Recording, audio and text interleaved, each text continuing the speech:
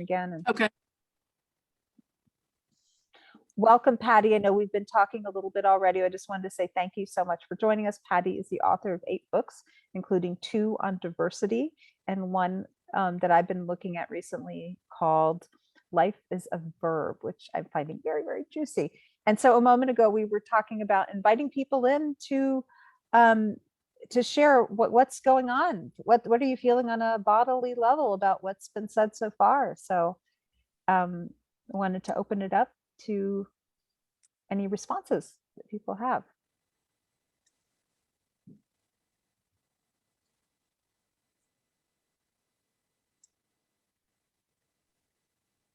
I'll be the first if you don't mind.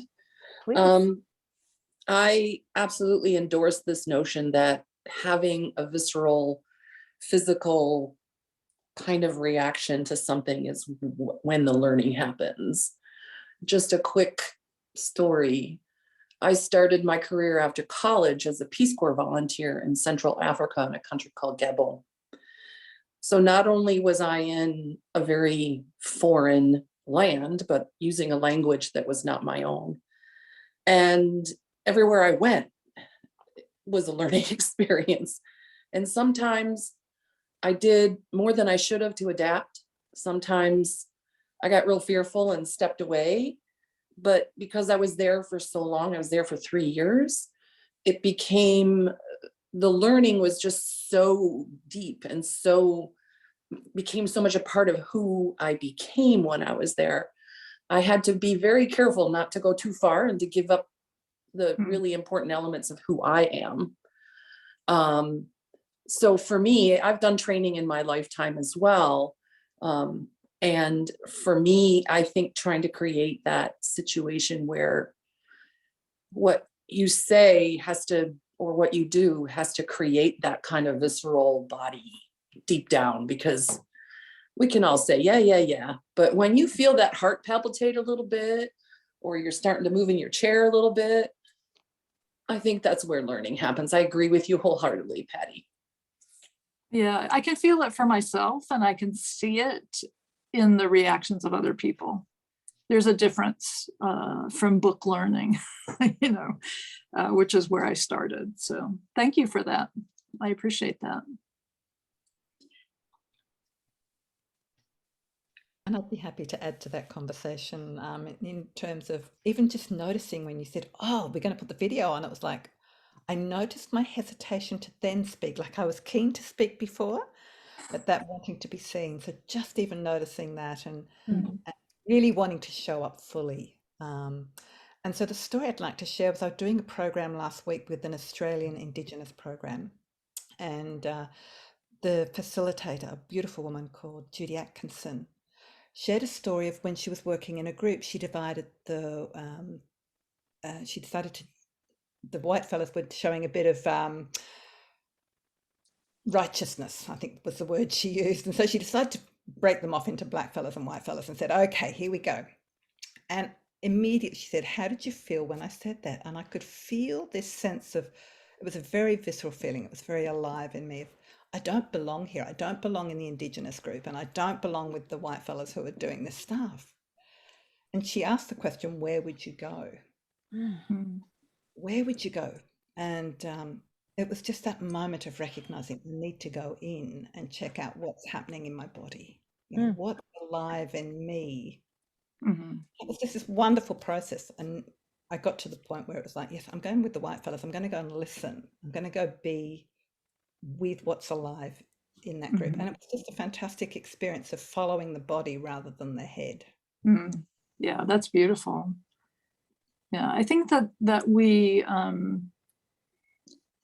I think those of us who do train, it's what I said just before we started hearing from folks, is the idea that a lot of trainers, and I did this in the beginning,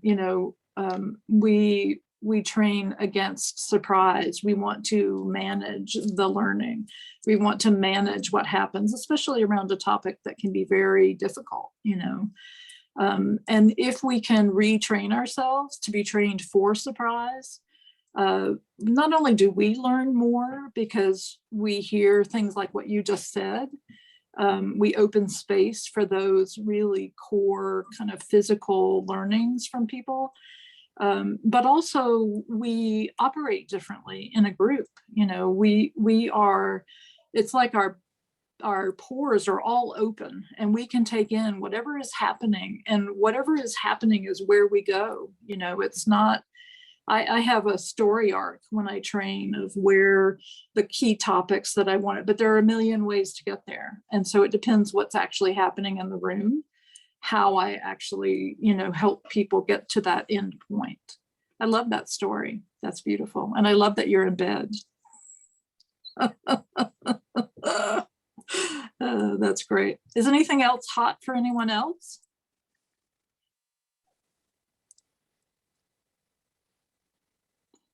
I can share something along the lines of what you were just saying. One of my earliest lessons on that was going to what back in the 80s was called a lesbian feminist weekend, and holding a breakout group for bisexual women who typically did not feel very welcome at such events, myself included. And my co-facilitator and I had a very well thought out agenda with topics and subtopics that we were going to go through, gosh darn it, and stick to. And everyone in the room was just bursting. Yeah. And we kind of looked at each other and went, kind of put the agenda aside and just opened it up for people to cry and to, because everyone had been holding so much in their bodies that didn't feel safe or comfortable or welcome to express. And so that was my first real example of this agenda is completely irrelevant to what's needed here in the group. Yeah, I think that all of us who are in front of any group have probably experienced that. I volunteered at the local high school to teach junior achievement. I did it because my daughter was starting the high school the next year and I wanted to infiltrate. See what was the story. Patti, the infiltrator, I love it. I was, and the first lesson I taught, I realized this has nothing to do with the reality of this set of kids. It is super irrelevant, and I cannot use this curriculum, you know. So I just lived through the first one and then tore it up. You know, we're going to do something different, and I think the capacity to do that, I call the notebook model the coverage model. I've got a lot of stuff that I need to tell you, and by God, I don't care how juicy the conversation is, I'm going to tell you all this stuff. That does not work. As you said, and others have said, it cannot work. So, you know, the shift to a more experiential model, after doing diversity work inside organizations for a really long time, was exhilarating, not only for me, but for the people who were in the room, because inevitably someone would come up at the end and say, that is not what I expected. You know, I mean, especially for mandated corporate training, they have to be there, you know. They're not that excited about being there, and expected something very, very different from them exploring these topics, not me telling them something about the topics. So can you give an example of one of those unexpected moments? I remember you talked about getting people into kind of human sculptures or using movement. Yeah, so these sound really, really goofy when you describe them. So I remember for one client, they really wanted a set agenda and they wanted descriptions of everything we would do. And I sent it, and I still to this day, I mean, I worked with them for 14 or 15 years. Do not know why they didn't just run screaming into the distance, because the experiments were, you know, very odd. There's one that I use a lot around privilege, in which people are given a handshake from a different, or a greeting, sorry, from a different culture. So some people have a handshake, some people have, and these are all real greetings from around the world. One of them is, you know, cross your eyes and stick out your tongue. One of them is an air kiss. So they're all different ones. And we send all these folks to the ambassador's ball, in which in the middle of the room, they greet people with their greeting. Inevitably, the weirder to US norms greetings are kind of, those folks are sort of put on the edges. People move away from them because it's uncomfortable. You don't know what to do, you know, to reciprocate. And so that's one bit of learning, like what happened? Who was marginalized in that process? And so we talk about that. And then people get together with their greeting peers. So all the handshakes go together. And that elicits a lot of really interesting conversation about what it felt like to greet people outside of that. So it's a very simple example. But there's one around privilege that I remember going to somewhere in the middle of the country and having a group of 70 corporate attorneys. And these were the top, you know, attorney for very, very large companies.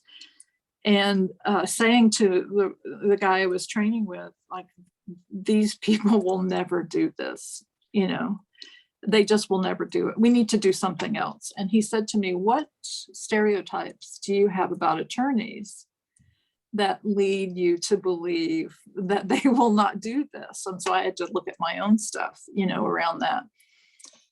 But we had the same sort of situation around greetings, around creating, people were given cultures that they needed to create a greeting for. So we gave various norms of cultures, how closely they stood, what they valued most.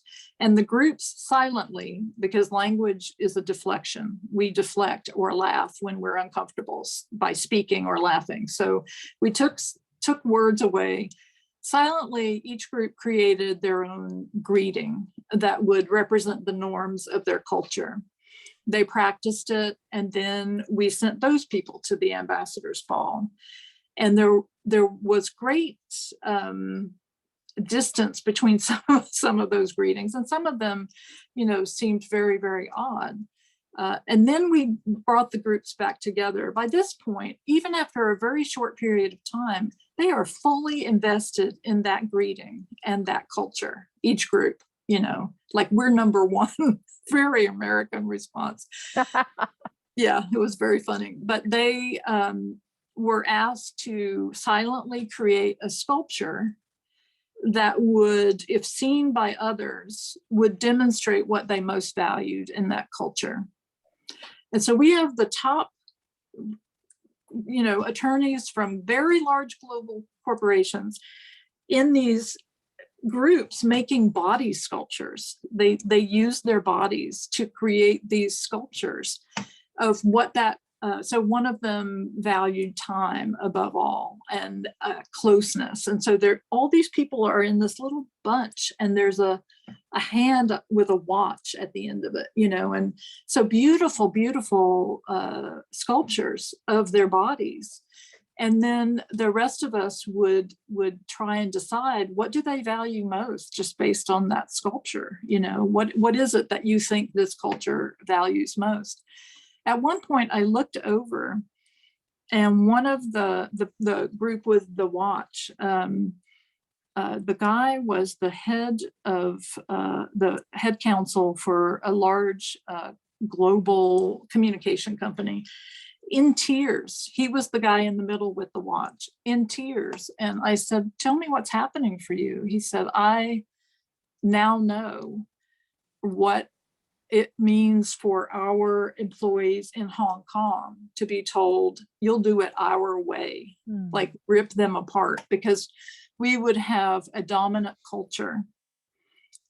We would pick a dominant culture, and their job was to go around to each of these other sculptures and make them into their culture, their sculpture. They couldn't talk, but they would physically move the people into their sculpture. And the rule was that they had to move into that sculpture, but when the dominant culture turned its back, they could change back to their own culture. And so it was a fantastic conversation about why are we doing, why are we being asked to do this? And how much better it felt to go back into their own culture when the backs were turned of the dominant culture. So much juice in those conversations because they felt it. They physically felt what it was to be ripped from their own cultural norm, put into some sort of form that they didn't identify with or understand. And then the relief that they felt when a dominant culture turned their backs. Patti, would this be, I wonder, a good time to either keep it open or maybe do a breakout since there are so many of us? And with the question of, have you ever had an experience like that, whether you were the one imposing the cultural norm or having it imposed upon you? Yeah. And how to bring back, yeah, that'd be great. I would love that if we could go into groups of 3 or 4 and spend maybe 10 minutes. Would that make sense? Talking about what most of us have been in the situation of being forced to be something that we're not. And that's what this is about, by a dominant culture, whether it's organizational, community, whatnot. That'd be great. I would love that. David, can you help out with that? That would be wonderful. I've got 10 breakout rooms with 3 to 4 people in it. And how many minutes should we do it for? I think 10. It would give people time to each share. Just watch the time in your group. Make sure you're sharing airtime. So I want to give a quick example. So for example, when I was working at a large tech corporation, there were never any we didn't have buffers between meetings. So we had to really jump from one meeting to another without any buffer time. And everything was in, I love spreadsheets. Everything was tracked in spreadsheets. And I'll just stick with the example, the meeting times without buffers. And so it wasn't friendly to my body. Mm-hmm. That's just one example. Maybe you have even more heinous or. And then, I remember the Hong Kong example because somebody in his company had gotten in touch with me to ask me if I could train their Hong Kong employees to interrupt. And I said, let's think about this.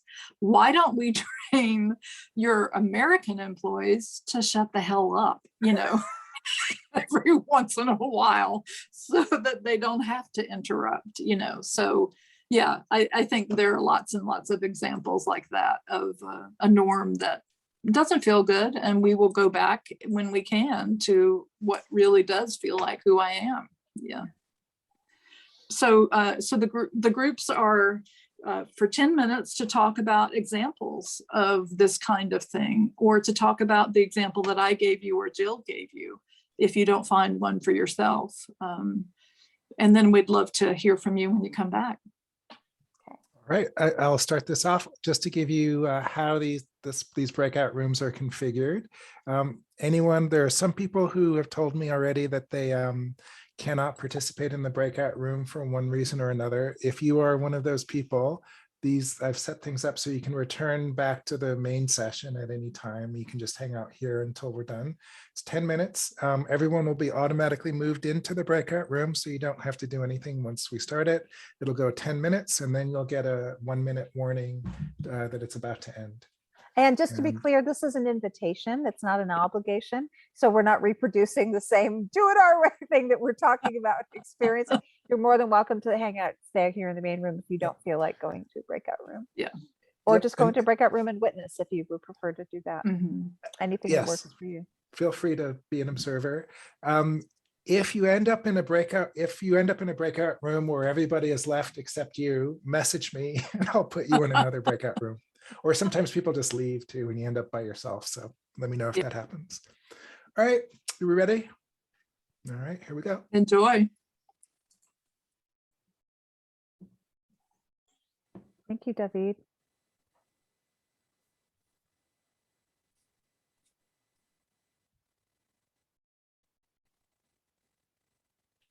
So, let's see here. breakout rooms has one message for me. Oh, unassigned. Oh, you're unassigned. Okay. You don't have to assign me. Oh, I know.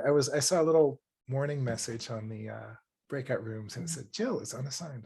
Conversation, then to another, it's hard. Mhm.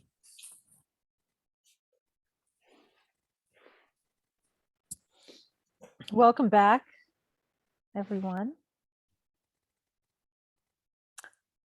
Patty, you're on mute. Oh, I'm talking to myself.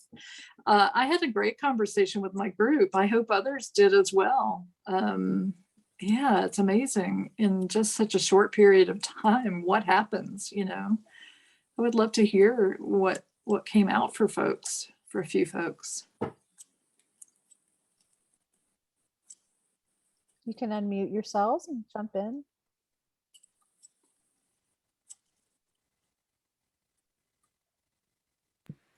Well, Patty, I told my group how I fled to your groups after being really traumatized by being called out pretty severely in a group that I belonged to, and how wonderful it was to spend time with you and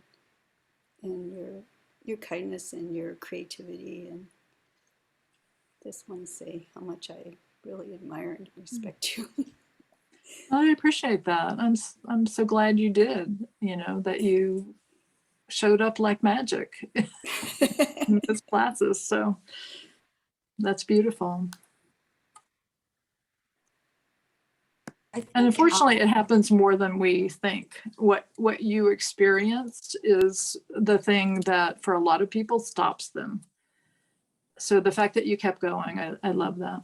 Sorry, I interrupted somebody. Oh, I was just going to say our stories were pretty commonplace, being female in male-oriented, dominated business environments. When I was a junior auditor, having to go to lunch with my team, which was two men, who would discuss the size of the waitress's breast and whether or not, you know, she was likely to put out and that sort of thing. And really, there was nobody but men to go to complain about it. So it was just torture. Yeah. Going to lunch was not enjoyable. It was embarrassing, awkward, uncomfortable. And if I complained very vehemently, it just proved that I was a prude and weird and, you know, not a good fit. Mm-hmm. So it's a hard situation to feel that you can win. Mm-hmm. Mm-hmm. Yeah, it's an interesting word, win. I know exactly what you mean. You know, I know exactly what you mean. The first professional job I ever applied for, the guy looked at me and he said, "So are you planning to have children?" I was in my 20s at the time. Yeah, so it's pretty prevalent. I would say that there are a couple things that came out for me that are coming out of what you're talking about that I think are important to think about. One is that when we think about doing this work, to really understand what the direction of our intention is in doing the work. Where are we going? I think a lot of times, like even the words anti-racism, it's a negative direction of intention. You want to stop something as opposed to a positive direction of intention. What do you want to create? So can I say something about that, Patty, that I Yeah. forgot to say at the beginning?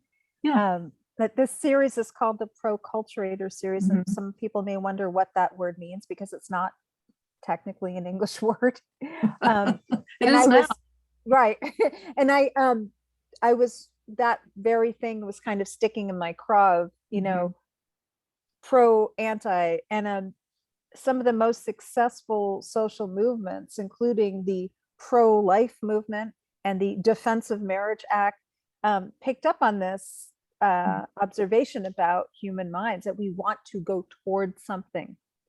And when Resmaa Menakem in his book, My Grandmother's Hands, called for white people to create anti-racist culture, that sounded really juicy to me.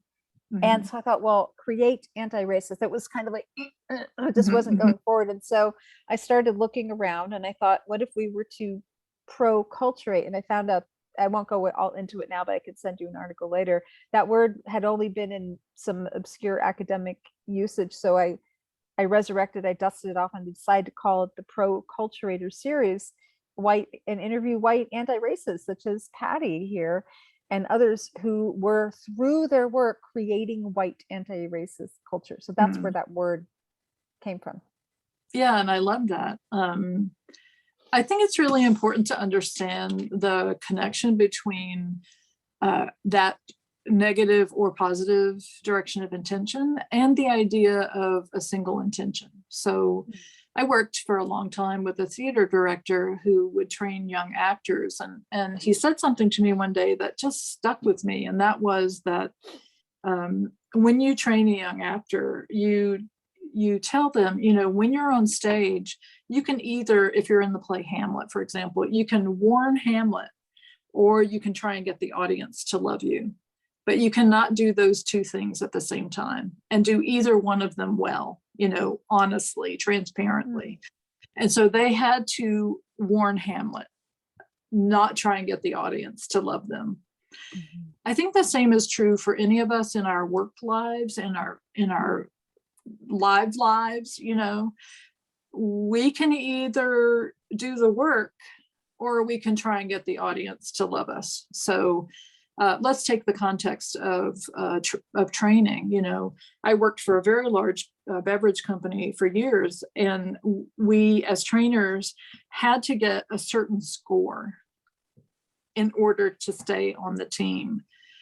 That is setting up the trainers to work to get the audience to love them, and not to do the work honestly and transparently. So and I see this play out in my life all the time. When I am working to a single intention, my work is solid. It is good. It is, it is something that will change things. And when I am not, it's not so much, so that's one piece of it. Another piece I think that came up in our small group conversation was the question of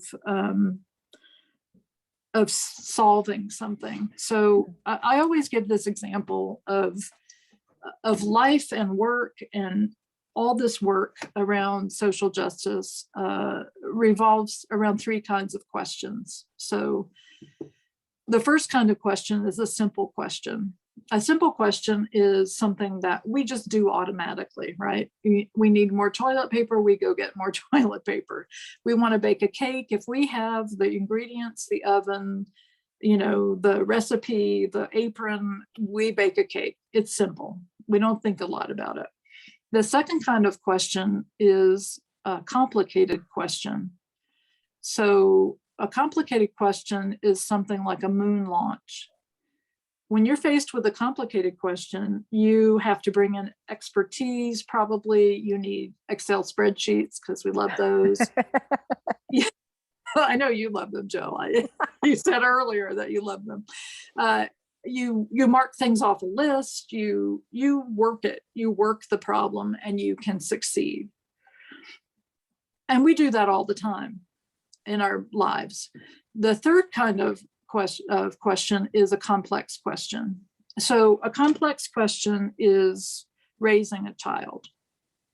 No amount of math or external expertise is really going to do it for you. It is a different kind of question. We are not going to solve parenting.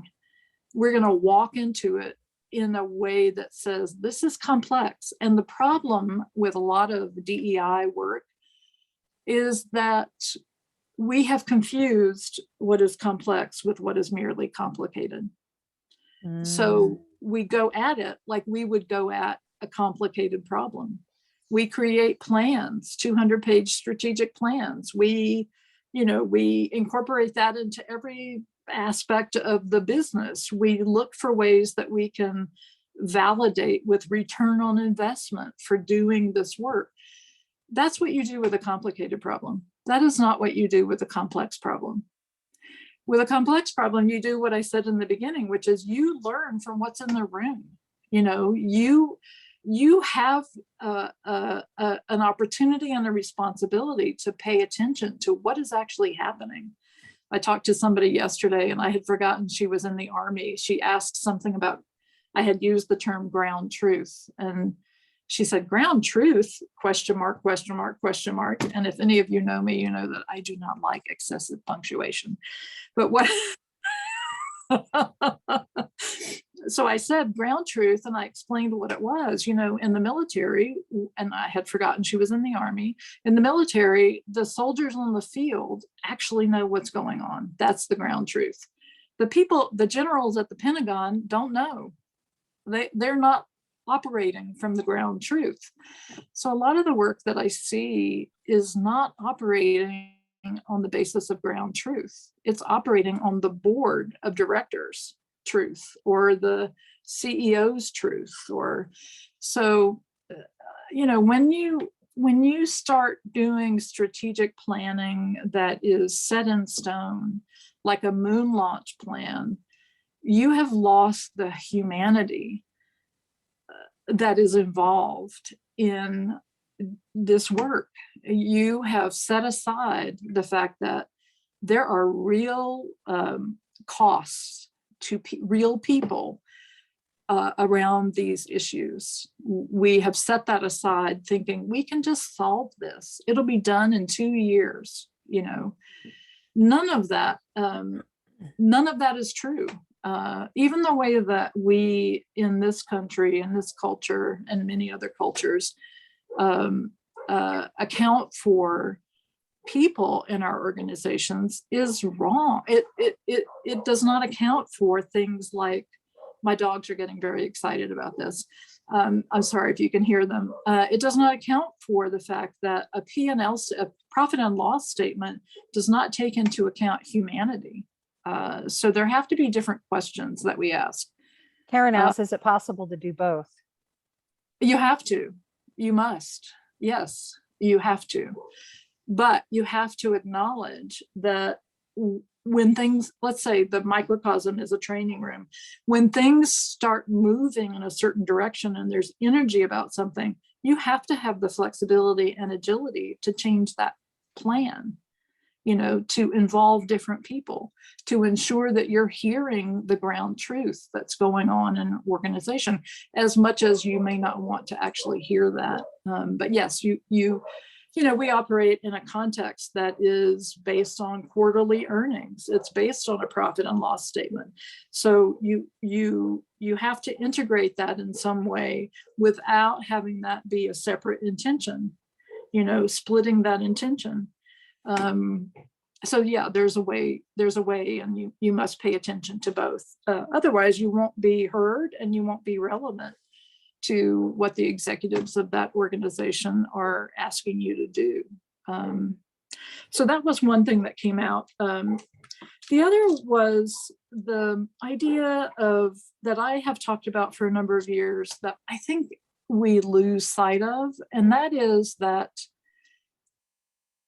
when you are in the mountains, I'm in the mountains of North Carolina, and you go hiking, you see a stream, a mountain stream, that is following the structure of the land, right? So they're big boulders and it's going around, it's following that structure.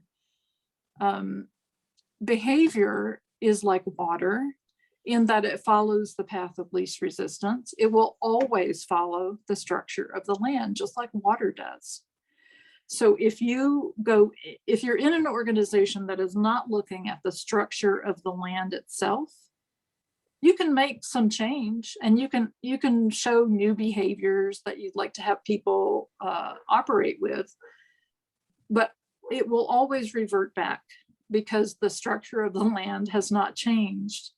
So you can dam up a part of the river, you know, for a short period of time and move it in a different direction, but it's a short-term solution, when what you have to really do is look at the structure of the land. So do my systems and policies need to change in order for this to actually be rooted, and the path changed in some way. The structure of the land changed as opposed to just the behavior for the moment that they're in training, for example, or 3 months afterwards. It will always revert back. And you know this in your own life, you know, like if you don't change the structure of your land and you're trying to exercise more or whatever we're trying to do, that's the land has to change. Otherwise, we just go back to where we were, you know. Patty, I wanted to echo that and give an example. I was just talking with David about when I first came to the Bay Area in the early 90s, I was exploring a number of co-housing communities. And co-housing is a way of being in community with other people. It's not the same as living in a group house, but it's having your own private structure and also sharing a common structure. And just one example of some co-housing communities are sort of retrofitted from existing architecture, and some are built from the ground up. And those that are built from the ground up will create what we call a block, well, a neighborhood of houses that are in a horseshoe shape with the backs of the houses all facing each other. So that, let's say there are 15 families and 11 kids spread across those 15 families. Instead of, you know, those 8 families that have the 11 kids, each hiring their own nanny and the children playing within the confines of a fenced-in yard, you can have just one adult looking out their window and supervising all 11 children who are in this backyard. I mean, maybe you'd want to have more adults, but my point is that the structure of the community is such that the children have a built-in community of other children. And I witnessed this in Davis, where they created their own such structure by pulling up the fences in the neighboring backyards. And there was this caterpillar of like 8 kids just all together. And now they had this huge stretch of land because there weren't any fences and they were enclosed, so they were safe. And any adult at any time could see what was going on just by looking out the window. And you weren't paying 8 nannies who had no relationship, no necessary ongoing relationship to the children. And so I just wanted to say there's a concrete example of the power of creating a structure where the people can't help but flow into a more communal, reciprocal, cooperative, and connected relationship with one another. Yeah. And we don't do that. Not much, not enough. Not much, no. One example is the beverage company. I had a lot of gay employees come up to me, because this was years of training, and say, you know, this is all fine and good, and this was delightful, but we still don't have domestic partner benefits. So it's kind of bullshit, you know. You're asking us to do this stuff and you're not supporting, there's no difference in the structure. So I mentioned it to the CEO, and I didn't realize we were in a meeting with my boss at the time. And I didn't realize that the CEO at that time was Mormon and had, you know, many thoughts about LGBTQ issues. And my boss was trying to kick me under the table, you know, to keep me from saying what I was saying. But I said, I gave that example, and I said, you know, honestly, I agree with them.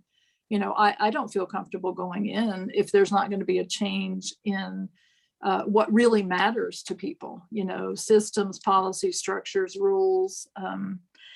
And he said to me, well, we looked at that a couple of years ago. It's just too expensive. Well, it happened to be that I had written an article about this just, you know, the year before. So I knew all the facts and figures. So I, you know, if I'd had a little tiny mini flip chart, I would have pulled it out and started making notes on it.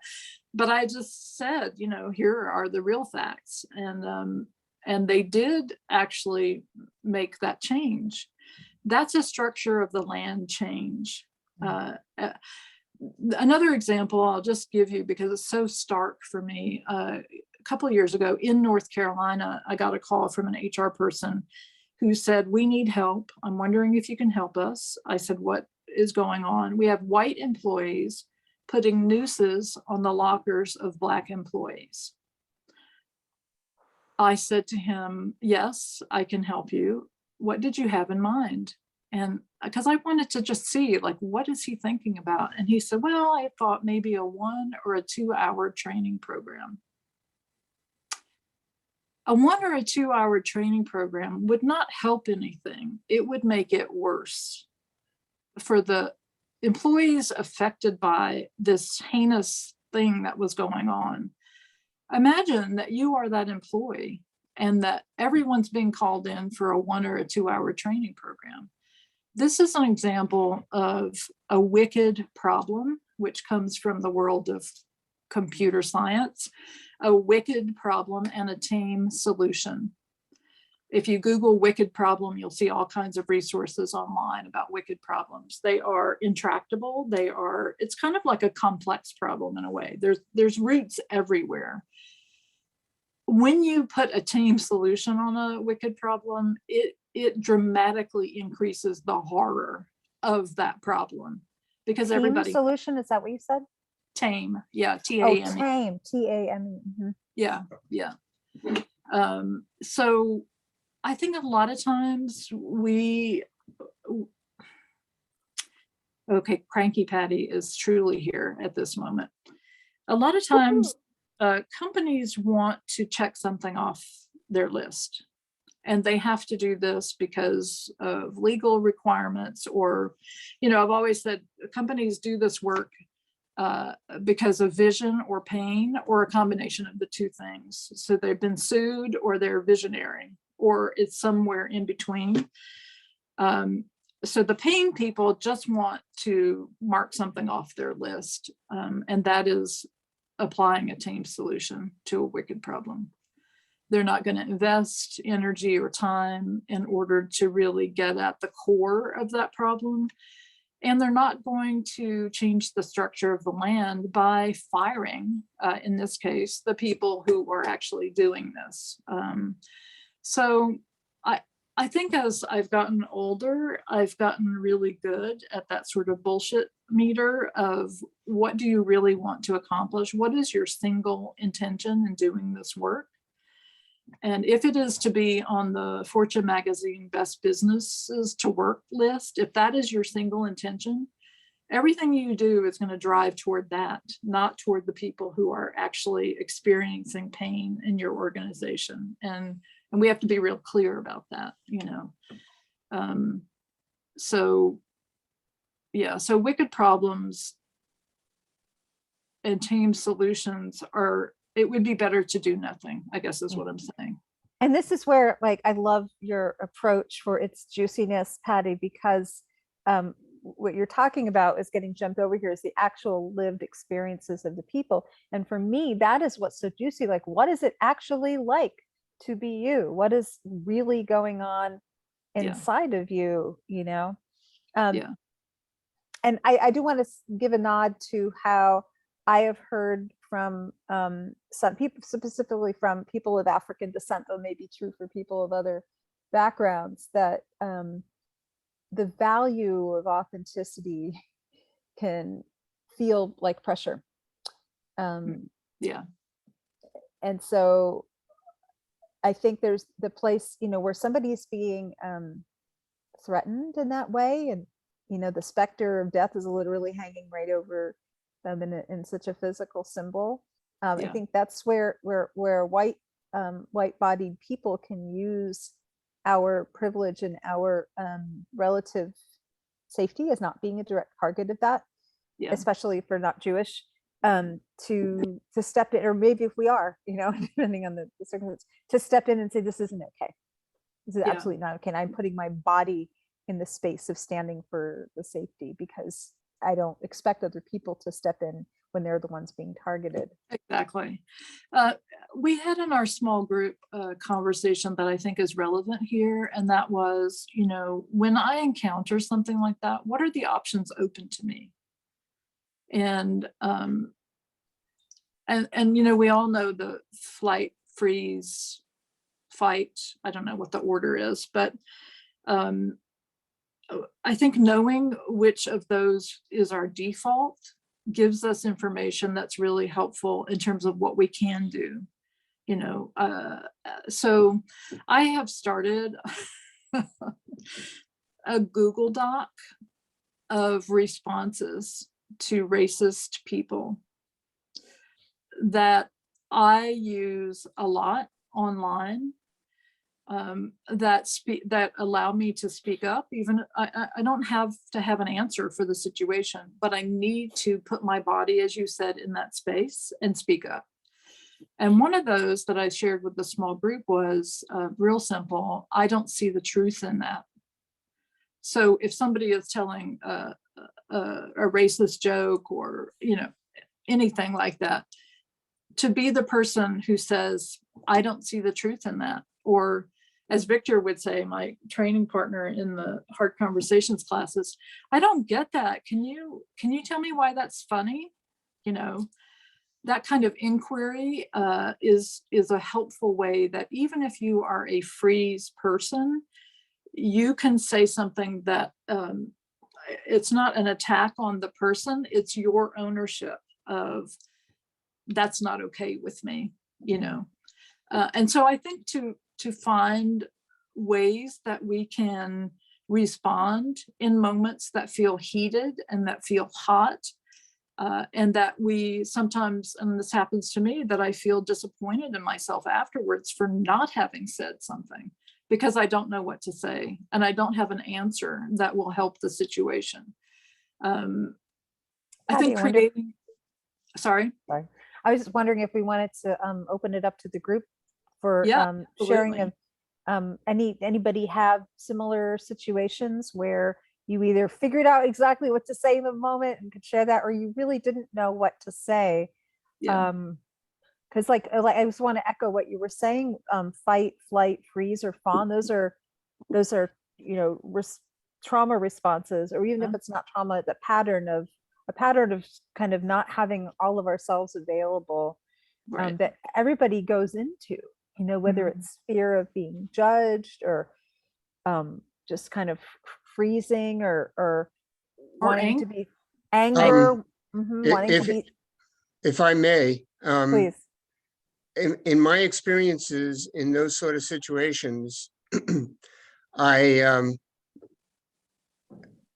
want to let that person know that what they're espousing is not okay. And it usually creates a lot of discomfort for everybody in the vicinity of me and that person. So I don't know, I've always wondered if there's a better way of dealing with it, because for instance, if I get together with some of my family members and somebody brings up something like that, and I'll say something to try to let them know that that's not okay, that line of conversation ceases. And what they've learned is we shouldn't talk about that in front of Uncle Ira. Instead of, you know, I've always felt there's probably a better way for me to help them become educated than to shut them down. One of the ways to do that, I'll just say, is to ask questions, inquire. You know, so I don't know the specific situation, but it could be something like I mentioned earlier, you know, tell me what's funny about that. Or it could be, can you help me understand how you came to that position? You know, you can go ahead and put in the chat experience of that, or because none of us, this is a change process. None of us want someone to say, you're racist, you're an awful person. That's gonna, you know, that's not gonna help. And so can I, you know, launch a series of questions that will get them to understand and see why it's not okay, you know. I love that. I mean, I love that you speak up, as uncomfortable as it is, and it is uncomfortable.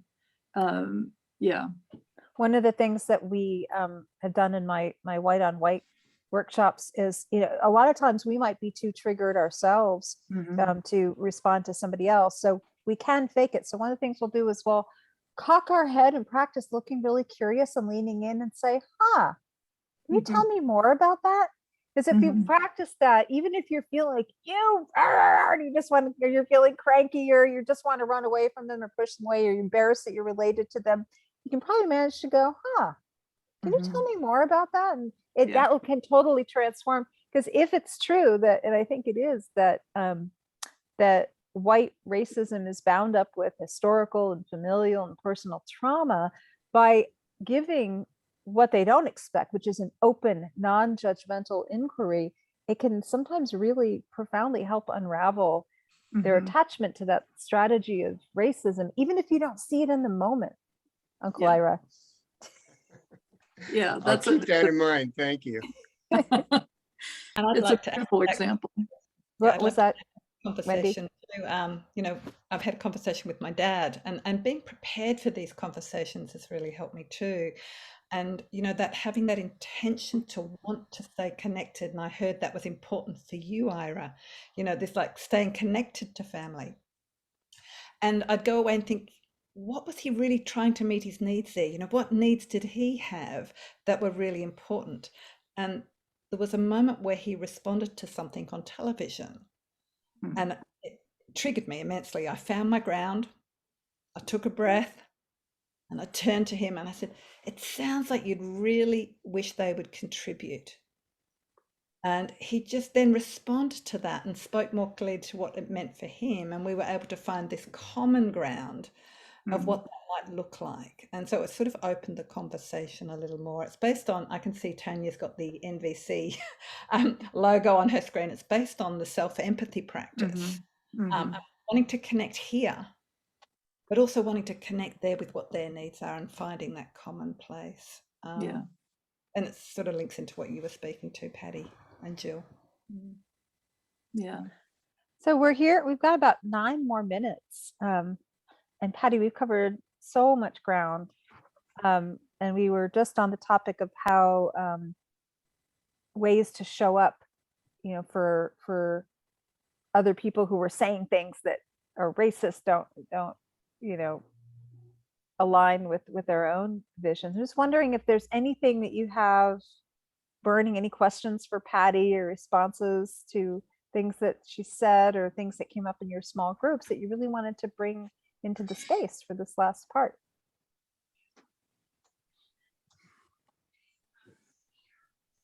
I actually had questions about the groups you do with have a lot of movement.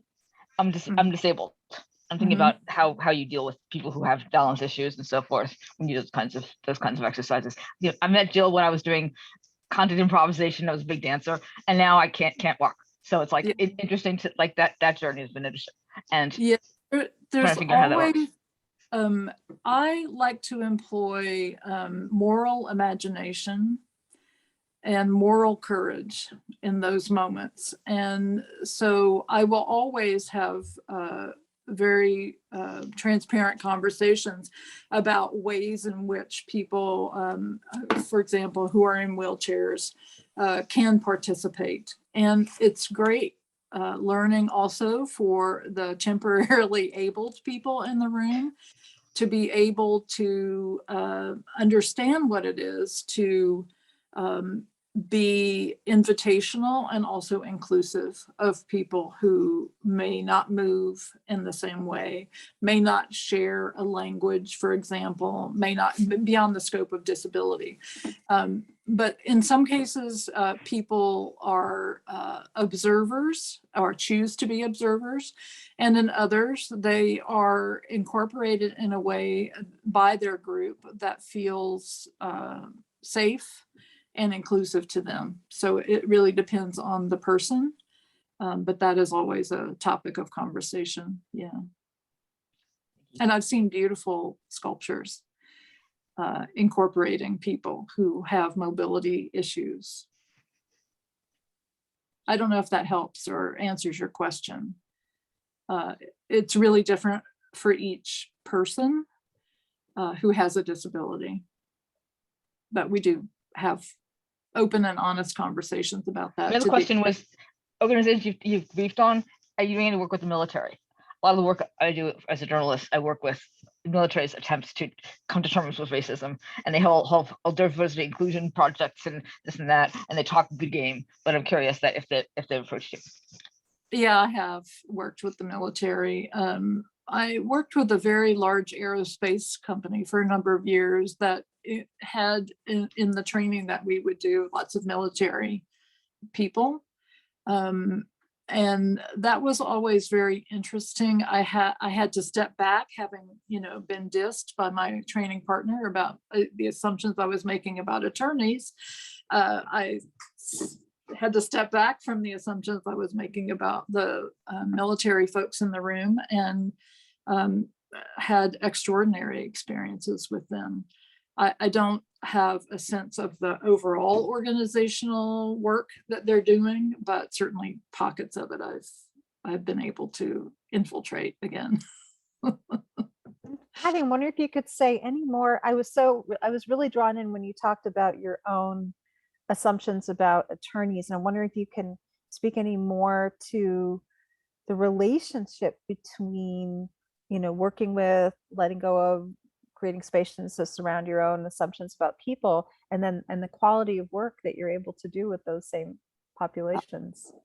Yeah, I mean, I think we all hope that we have someone in our lives who can point out our own bullshit, and in this case, it was really instructive for me, because I had created a whole narrative in my head about these largely men who were going to be wearing suits that cost more than my car, and I had created a whole thing in my head about this. And that one question from my training partner set me on a journey of, oh yeah, I'm doing that myself. I'm doing what I'm teaching about. And when you create a space that is conducive to exploration, I will say in a day-long training, half the day is building the space. Yeah. And because we only get short periods of time, a lot of times, especially in corporate groups, it's easy to think we'll just move into the work. No, it does not work that way. So 9 to 12 is all about play, and it's all about safety, and it's all that, and then the guts of it come after everyone feels safe. When I could open space for lawyers at that level in corporate America to be human beings, like I am a human being, all was good. Whew. Well, so it's 1:27 over here now. I know it's like 4:27 or something over there, and I just want to open up for asking folks, is it okay to put you on my mailing list?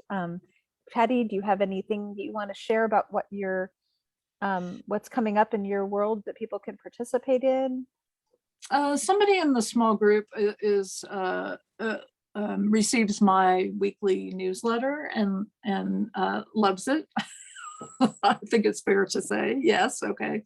I love your newsletter. Yeah. Oh, yeah. So if you're interested, that is the best way to keep in touch with what I'm up to. And you could go to my website and just scroll down. You'll see a sign up box for that. It's www.pattidigh.com, right? Yeah. Yep. PATTIDIGH.com. Yeah. And I just put it in the chat. Oh, okay. Yeah. Yeah, I would love to continue the conversation with anyone who would like to. I create new things all the time, so I'm excited to share the work with anyone who's interested. So yeah, thanks for this opportunity. What a pleasure. You're welcome. Thank you so much for showing up and sharing your juiciness with us. I work with Dr. Clea Manago, who was not able to pop in today, apparently. We have another cohort starting in the fall for white anti-racist leaders to deepen our commitment. And speaking of the inner world, we spend the first part of it just working with and playing and holding, caring for our hearts. And so if anybody's interested in that, I will email you, or you can stay on afterwards. We'll have a little after party and you can chat more. I'll be on for about 10 minutes. Thank So you all. let's officially end about 30 seconds early, and then those who want to stay on and geek out or learn more about either of our offerings or tell us what you have for lunch, I can do that too. Beautiful. you so Thank you all for much. being here. Thanks, everyone. Shall we stop our recording here or keep going? That's a good question. What have we done? I think we kept recording in the past, so Okay, we'll keep it going. okay. Patti. I love when you talk about being cranky. It's just so human. Cranky Patti. I love Yeah. cranky Patti. I feel like it opens up permission for people to just kind of be real. You like it when I get kind of cranky too, I think. Yeah, sometimes David goes into very, very strong opinions. Like, can I share the most recent one? Okay, I don't know what so- it's going to be, but sure. Well, so it was Passover, and the Passover prayers, Baruch atah Adonai, blessed are you, holy God. And then David is like, what the hell? I mean, he killed children, he killed puppies, he hardened Pharaoh's heart, and they're totally talking around this stuff. I'm not going to say that anymore. And then he wrote out this email to me, and he wrote this prayer that said, cursed are you, O demon. And that is a prayer that I'm going to say. If anybody asks me, I'm going to tell them that is my conception of the so-called divine, because nobody that I would worship kills children and puppies and hardens Pharaoh's hearts. And I'm like, you go. This whole, this truth telling, I've always been the truth teller, and I'm cast out of my family and, get in trouble frequently for telling the truth. I love that because it's so easy to become entranced. And as you were saying, Patti, to follow the path of the river around a mountain of lies. And it's hard to be the one that sort of literally redirects and puts a rock and says, no, that's not true. I'm not going there. Mm-hmm. Yeah. I think we all have the capacity to ask deeper questions that go below the surface. So I was in a conversation with a diversity task force recently, and they kept talking about, we need to bring more different people to the table. And I just said at one point, who owns the table? Like, right. That's a whole different question. I mean, because I know who owns that table. Yeah. And you're just going to deign to make it possible for somebody to pull up a chair, but you're not giving the table to them, Let's just be clear about that. And so I think all of us, honestly, if we recognize that sometimes the question that is being asked over and over and over again is the wrong question. There's a story that my husband told me for a speech I gave in Australia, talking about diversity through the lens of the history of science. And he told the story to me about Otto Lilienthal, who when the Wright brothers were trying to figure out flight, what all the people who were trying to figure that out were asking themselves was, how can a machine fly like a bird? Over and over and over again. How can a machine fly like a bird? And this dude, Otto, said, maybe it's the wrong question. Maybe the question is, how does a bird fly like a machine? And that shifted everything. And he actually, his answer was stolen, but that shifted the conversation. So, I mentioned moral imagination and moral courage. I really think the intersection of those two things is where we have to go. And the moral imagination part is, it's always been done this way. It's always been done. This is the question we always ask. Like, if I hear another client say to me, what is the business case for diversity? My head will explode spontaneously on Zoom, like that's not the question. We need to shift those questions that we keep hearing over and over again. They're not taking us anywhere. So who owns the table seems reasonable to me, because that's the core of it. Yeah. Wow, we have a big after party. I'm curious, is there anyone who hasn't spoken, or have you been sort of marinating something that you'd like to share? Lauren, you're speaking, but you're on mute. Oh, it's that kind of a day. I apologize. I want to apologize for showing up very late. It was unavoidable. I happened to jump in right at the point that we were talking about the difference, I think, between calling people out and calling people in. I'm a legal recruiter. I'm a lawyer. Maybe I should just duck now, but I'm not wearing a suit. No, I'm over it now. I'm over it. Yeah. But what I do for a living is that I recruit lawyers and I work with law firms all the time. And there has been a huge push. There's something called the Diversity Lab. I don't know if you've heard of that lab, but there's law firms are doing their very best, I think, to initiate all sorts of DEI, to create all sorts of DEI initiatives. But what I find interesting is, like, having been a part of other groups, especially of coaches that are doing anti-racism work, doing Layla Saad's work, doing that kind of thing, I'm realizing more and more that, like, it is the question I think that is here in this space is, what are the real questions, and can we stop, being performative and, counting how many lawyers of color we have in our law firm, and now there's a certification, it's called the Mansfield certification. And you can be Mansfield certified as a law firm if you have enough lawyers of color. And what that gets you is all sorts of perks with, like, corporate America, like you get to go pitch, before GE or IBM or Starbucks, because you have, enough people of color on your team. And it's so disturbing, but it's hard to, it's progress, but is it? So I ask myself that a lot. I remember having a conversation with Steve Reineman when he was the CEO of Pepsi. In a training session for his team, I said something, because I had done a lot of disability work, and I said, what hotel, and I didn't remember that Steve Reineman used to be with Marriott. I said, what hotel do you think all of my friends with disabilities try to stay when they travel? And then I said, it's Marriott. And it's not because Marriott has better accommodations. It's the same with every hotel chain, basically. It's because Marriott hires enormous numbers of people with disabilities.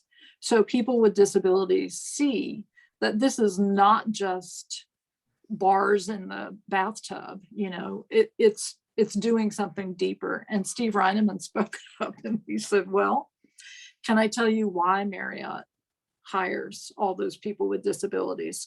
And then he explained he was the VP at Marriott. He said, because we got great tax breaks for hiring people with disabilities. At a certain point, the why is irrelevant if it accomplishes something for that community, right?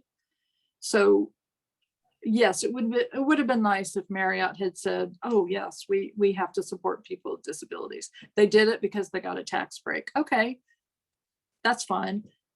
People with disabilities are still getting jobs, So it's both and, I think, in terms of what you're talking about. Like, yeah, that brings it back around to the business case then, doesn't it, Patty? Because if people have the, the dollar sign filter, which living in this capitalist culture they're going to, maybe that's the way in to a result that would be desirable in some ways, no matter how you got there.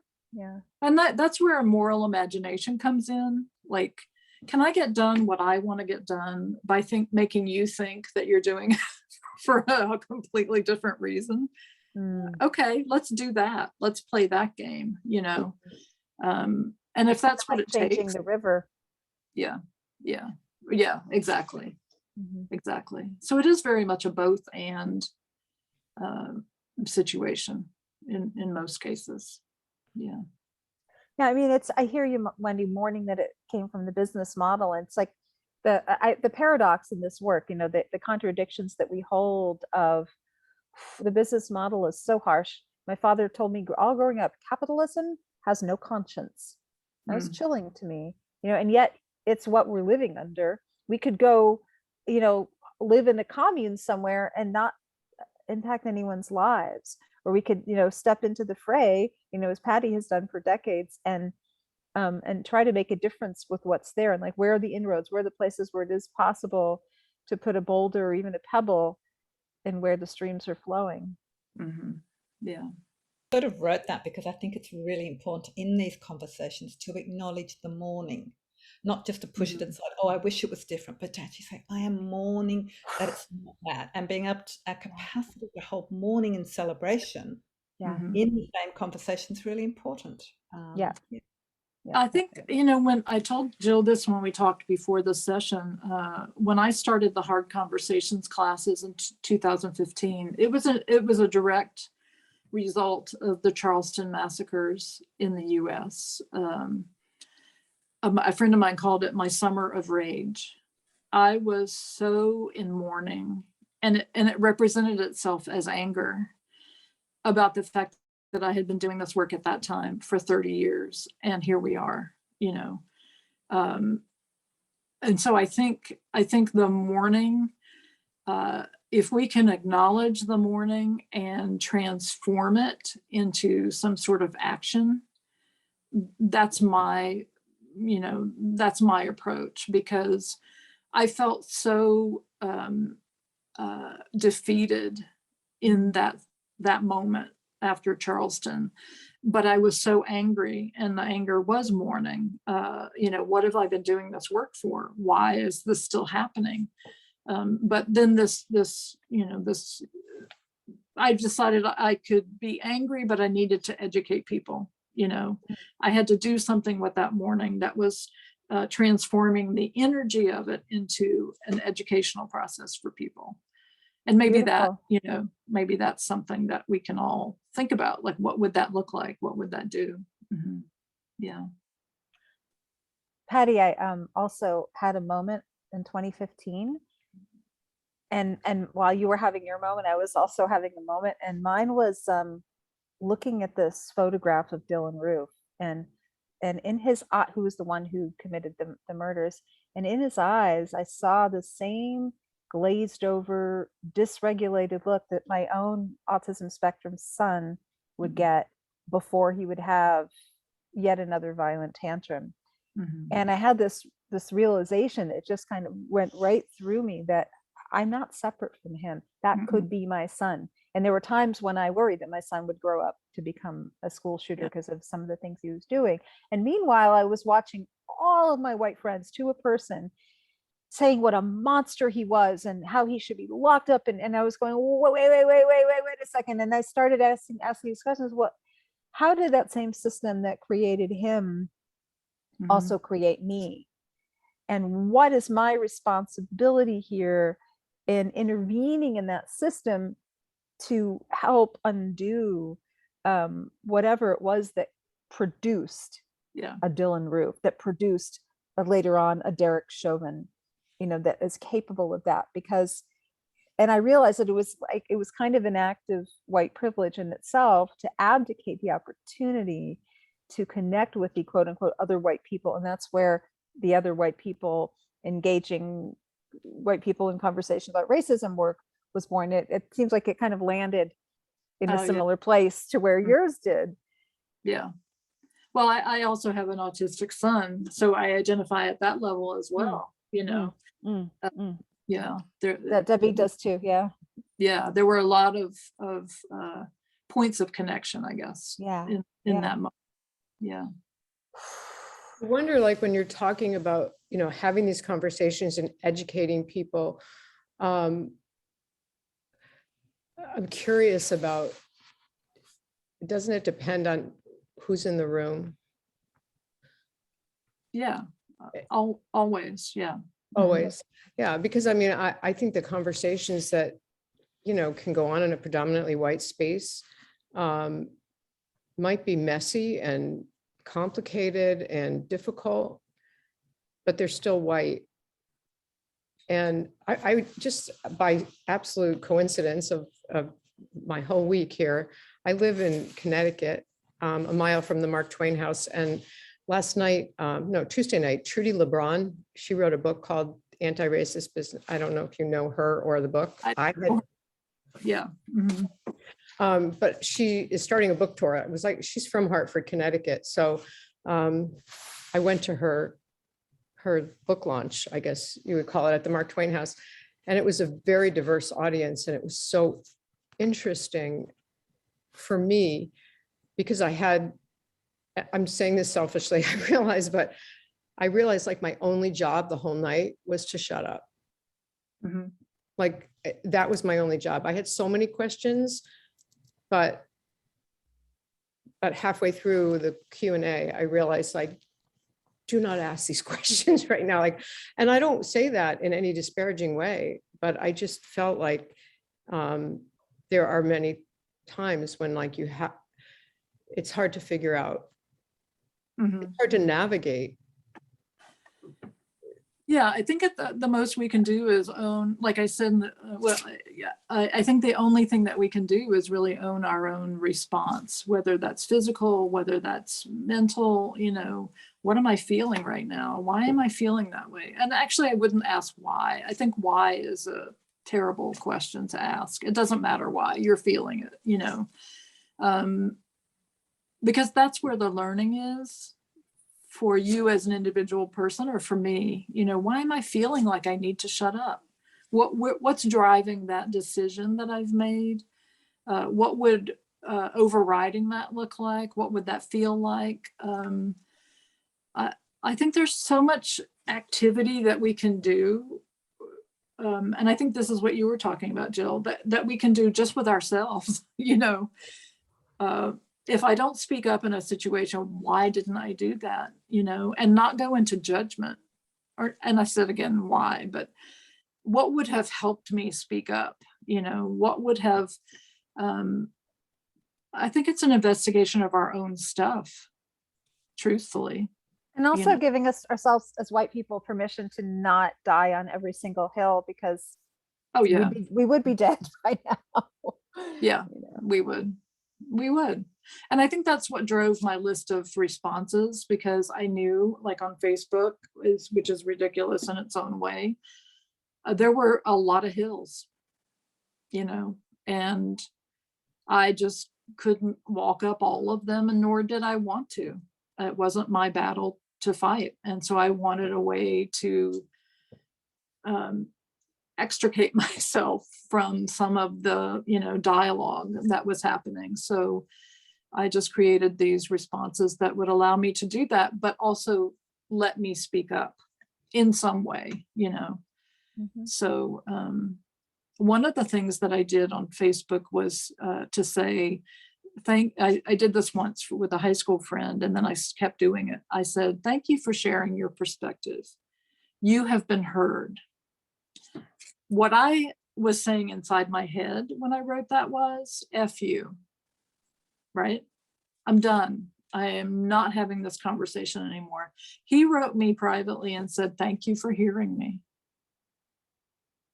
People want to be heard. So I use that a lot when I've come to the end of any constructive conversation on Facebook or in life. And 99% of the people write me and say, thank you for hearing me. It is a human need, Yes.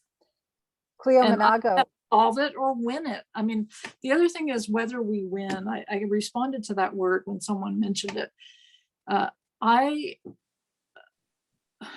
We live in a world of finite games in which we have rules and we win or we lose, right? But I live in an infinite game where the whole idea is to keep the game going. You play not to win, but to learn. Yeah. So in an infinite world, infinite game world, you are never going to lose. Mm-hmm. You're just going to incorporate the learning, because that's what you're playing for. You're playing to learn something. So if I go into a tough conversation like you're talking about, I don't I don't need to win anything. And I'm not saying that you think that, but in general, I just need to learn what I can learn through the process of keeping it going or extricating myself and saying, this is not mine. This is not my circus. So Cleo Monago talks a lot, my associate talks a lot about being strategic. He's a tall, dark-skinned, big man of African descent with a deep voice. And so people project all kinds of things onto him. And so he's worked on his body language and, his manner, so that he can, like you were saying, Patti, he might be thinking, F you, the hell are you talking about, you idiot, whatever it is, but he's engaging people in a way that engages their humanity, so that he can have more of the kind of result that he wants. I mean, he and other Black men that David and I know talk about carrying something in their car for, not for if they're stopped, but for when they're stopped. Like our friend, the actor Don Reed, carries a hat. Cleo carries a pair of glasses that aren't prescription, but create, that sort of more intellectual, non-threatening look. But, even as white people, you're talking, Patti, about putting on a certain mask of gentility, or even if you're feeling cranky, but that it works, that people, you're knowing your audience and giving them something that's going to give the result that you want. We could probably geek out for hours, but now we're 21 minutes past into the after party. I'm a little tired and I have to take another bio break. So I just want to say thank you so much again, Patti. My pleasure. A great group. I have enjoyed being here. I appreciate all of you.